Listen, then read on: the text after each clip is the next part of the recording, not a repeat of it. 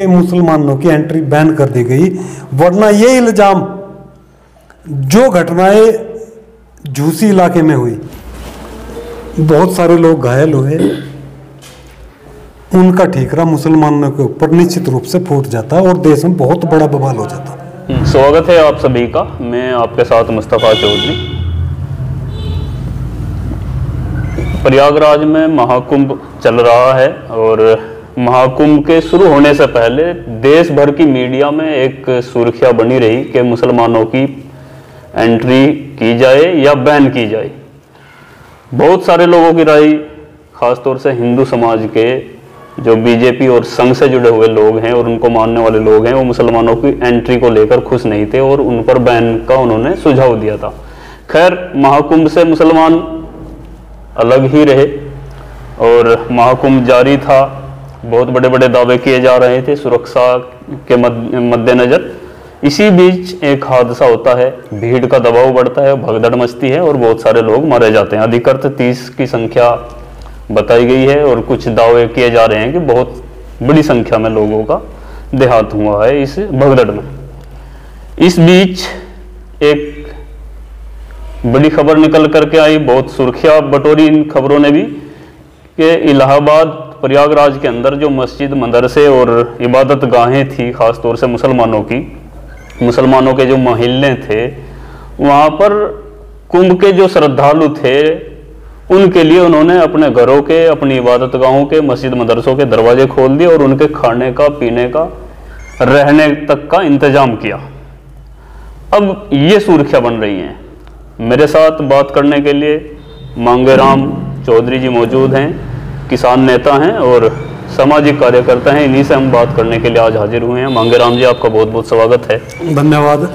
महाकुंभ से पहले की सुर्खियां भी आपने देखी और मुसलमानों को बैन किया गया, और इस बीच फिर कुंभ के दौरान हुए हादसे पर जो तस्वीर सामने आई, इस पूरे प्रकरण पर आप क्या कहेंगे?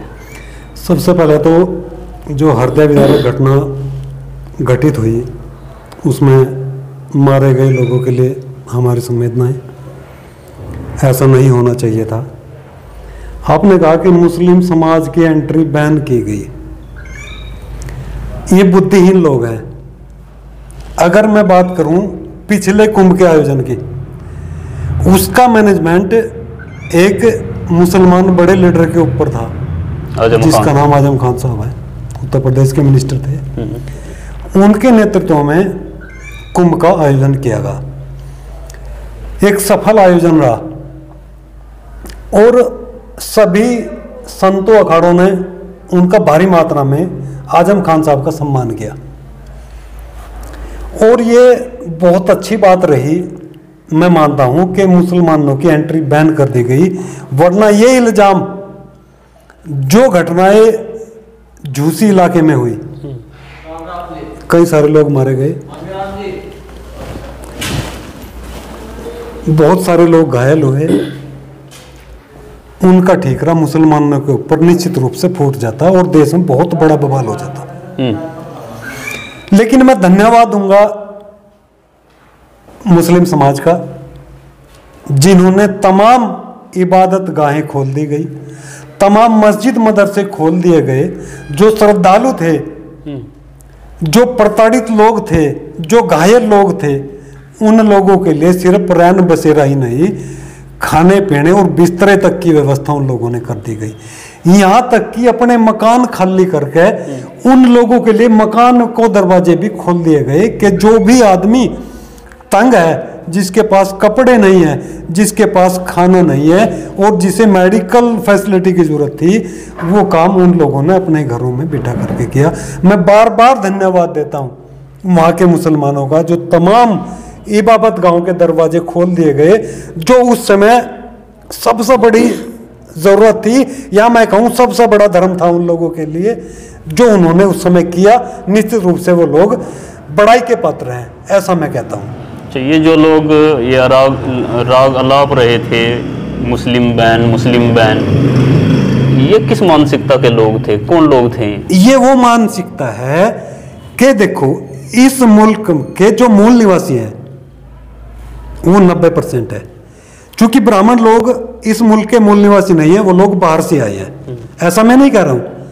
केसरी में तिलक ने कहा, अटल बिहारी ने इंदिरा के नाम लेटर लिख, नेहरू जी ने इंदिरा के नाम लेटर लिख के उसमें लिखा। केदारनाथ पांडे, राहुल संकट यातन ने एक किताब लिखी वोल्गा से गंगा, उसमें लिखा कि हम लोग बाहर से आए हैं। कई सारे ब्राह्मण नेताओं ने भी बोला कि हम लोग बाहर से आए हैं। तो ये लोग बाहर से आए हैं, इनके हाथ में ये मुल्क है। और जब तक हम आपस में लड़ते रहेंगे, जब तक ये लोग राज करते रहेंगे, क्योंकि 3% लोग हैं ये, इन लोगों की पार्टियां दोनों, कांग्रेस पार्टी इनकी पार्टी, आरएसएस संगठन ब्राह्मणों का संगठन है। तो ये लोग जब तक राज करते रहेंगे, जब तक हम आपस में लड़ते रहेंगे। इस उद्देश्य से ये लोग हमें डिवाइड करने के लिए अपने संगठनों में एक्टिविटी बढ़ाते रहते हैं। खुद मुख्यमंत्री जी से जब सवाल किया गया एक इंटरव्यू के दौरान मुख्यमंत्री योगी आदित्यनाथ जी से कि मुसलमानों की एंट्री को लेकर आपका क्या ख्याल है, तो उन्होंने भी यही घुमावदार जवाब दिया था कि जो आए वो स्वच्छता के साथ आए, नहीं तो डेंटिंग पेंटिंग हो सकती है। इस तरह की उन्होंने भी धमकी भरे लहजे में ये कही थी। एक प्रदेश का, इतने बड़े प्रदेश का मुख्यमंत्री जब इस तरह की भाषा बोलेगा। आपने वो मुख्यमंत्री देखता है, मुझे वो आरएसएस का मुखौटा देखता है। ये लोग वही भाषा का इस्तेमाल करेंगे जो नागपुर से बोली जाएगी। ये इनकी अपनी भाषा नहीं है। ऐसी घटिया भाषा का इस्तेमाल करना एक बड़े पद पे बैठे व्यक्ति के लिए, जो एक लोकतांत्रिक पद पे है, क्योंकि लोकतंत्र ये भाषा बोलने की इजाजत नहीं देता, ऐसी भाषा का इस्तेमाल नहीं करना चाहिए। क्या मुसलमान कम हिंदुस्तानी है? अगर मुसलमान इस तरीके का उनकी मानसिकता होती, क्या वो अपने घर तमाम इबादत गाह लोगों के लिए खोलते? और ऐसे समय में अगर नहीं भी खोलते, क्योंकि उनको बैन किया गया था, उनको टारगेट किया गया था, अगर नहीं भी खोलते लेकिन उन्होंने खोला, ये तो और बड़ा दिल दिखाया गया। ये मामला सिर्फ मुसलमानों के टारगेट करने का नहीं है, ये मामला हमारे लोगों की बुद्धि के ऊपर चश्मा चढ़ाने का मामला है। गैर मुस्लिम लोगों की बुद्धि पर चश्मा चढ़ाने का मामला है। क्या इन लोगों ने धन सिंह कोतवाल से सम्मान दिया? क्या इन लोगों ने छत्रपति शाहू महाराज से सम्मान दिया? क्या इन्हें बाबा साहब अम्बेडकर से सम्मान दिया? क्या इन्होंने दूसरे जो हमारे जो पहले गुरु जो माने जाते हैं, माता सावित्रीबाई फुले या राष्ट्रपिता ज्योतिबा फुले जी हैं, क्या उनसे सम्मान दिया? इन्होंने सम्मान दिया तो सिर्फ अपने लोगों से सम्मान दिया। अभी स्टेटमेंट दिया जो हमारा केंद्रीय मंत्री अमित शाह करके है, उसने स्टेटमेंट दिया कि अगर वीर सावरकर ना होते तो 1857 की क्रांति ना होती। वो तो 37 साल बाद पैदा हुआ सावरकर। तो आपका तो मामला साफ हो गया। अब धन सिंह कोतवाल गुज्जर जो मेरठ से थे, उसका मामला तो साफ हो गया, वो क्रांति तो सावरकर ने करी, जो उस समय पैदा भी नहीं हुआ था। पैदा भी नहीं हुआ था। तो इस तरीके से ये हमारे समाज को गुमराह करके अपने लोगों ने हाईलाइट कर रहे हैं। क्या योगदान है सावरकर का? अगर उसका कोई योगदान था तो अंग्रेजों से पेंशन क्यों ले रहा था वो?